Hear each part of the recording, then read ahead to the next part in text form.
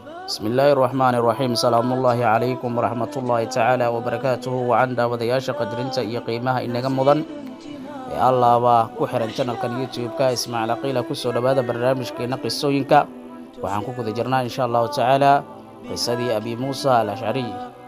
أبي موسى هو يدي الله ديبا بنت وهاب way islaamtay kuna geeriyootay magaalada Madiina.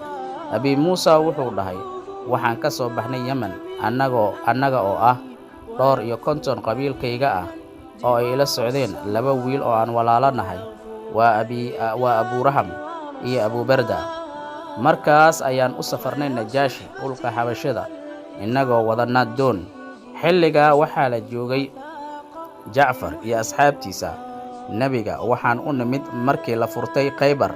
Markaasuu rasuulkii Ilaahayna nagu yiri laba hijro ayaad hijrooteen, waxaadna u hijrooteen Najaashi, sidoo kale aniga ayaad ii soo hijrooteen. Nabiga waxa uu dhahay intaan ashcariyiinta imaanin waxaa imaanaya qoom qalbigooda islaamnimada idinkaga jilicsan tahay.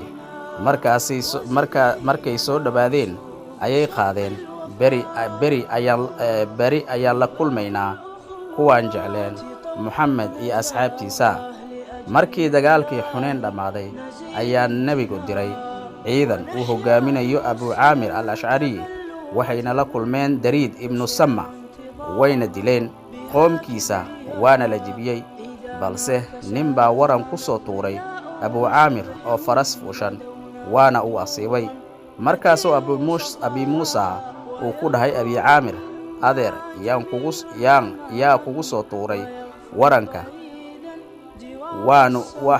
wuuna u ishaaray. Markaasuu Abi Muusa dilay ninkii. Kadibna Abi Aamir ayuu ku noqday oo uu ku yiri waan dilay ninkii waranka kula helay. Abi Aamir waxa uu ku dhahay Abi Muusa, u tag nabiga oo igu salaan, ha ii dambi dhaaf dalbe. Kadib waa geeriyooday. Markay Madiina soo galeen ayay u sheegeen nabiga in Abu Aamir geeriyooday, soona dalbaday in dambi dhaaf loo weydiiyo. Nabiga nabadgeliyo naxariiso korkiisa ahaatee inta uu weyse qaatay ayuu gacmaha sare u taagay oo uu dhahay Ilaahow u dambi dhaaf Abu Aamir. Markaasuu Abu Muusa ku dhahay anigana ducada igu dar nabiga Ilaahow. Markaasuu ku yiri Ilaahow u dambi dhaaf Abi Muusa maalinta qiyaamaha meel khayr la geli. barnaamijkeena maanta intaas ayaan ku soo gabagabaynaynaa. inta barnaamijkan kiisa xiga idinku kulmi doono. nabadgelyo.